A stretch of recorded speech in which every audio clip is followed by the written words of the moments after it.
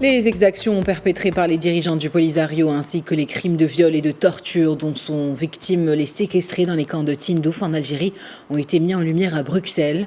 Lors d'une conférence de presse tenue au siège du Parlement européen, l'accent a été mis sur les violations graves qui se produisent à répétition dans les camps de Tindouf. Des exactions commises en l'absence de la loi et du droit d'accès à la justice et en violation flagrante de tous les principes et chartes internationales relatives aux droits de l'homme. Dans un témoignage poignant, Khadijatou Mohamed, l'une des victimes de viol du chef des séparatistes, le dénommé Brahim Ghali, a décrit les sévices qu'elle a endurés, affirmant qu'après le viol dont elle a été victime en 2010, elle a décidé de briser le silence et s'adresser à la justice, non seulement pour se défendre, mais pour faire entendre la voix de toutes les femmes qui souffrent d'humiliation, d'oppression et de torture dans les camps de Tindouf. Je vous propose de l'écouter.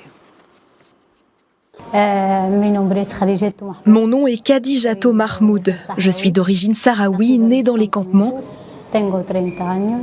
J'ai 30 ans et je milite pour les droits des femmes.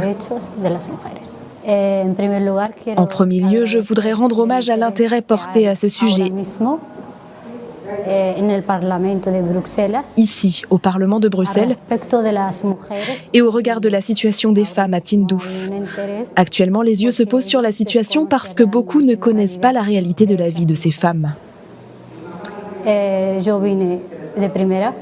Je suis ici pour la première fois, car il m'est arrivé quelque chose d'horrible, une agression sexuelle. Et je viens pour moi et pour toutes les autres. J'ai rencontré beaucoup de parlementaires du monde entier. J'ai eu l'opportunité de partager mon expérience et ainsi d'attirer leur attention sur la situation des femmes sahraouies à Tindouf.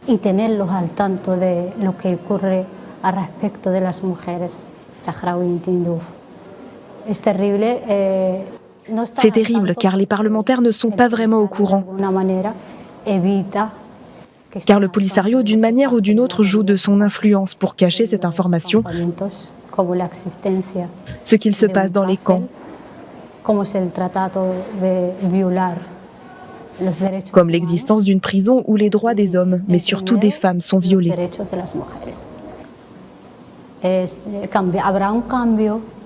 Il y aura un changement. Il faudra raconter la vérité sans manipulation.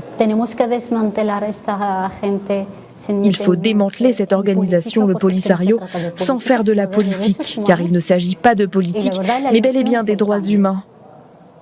Mon rêve, c'est le changement. Il faut un changement. J'ai l'espérance de ce changement.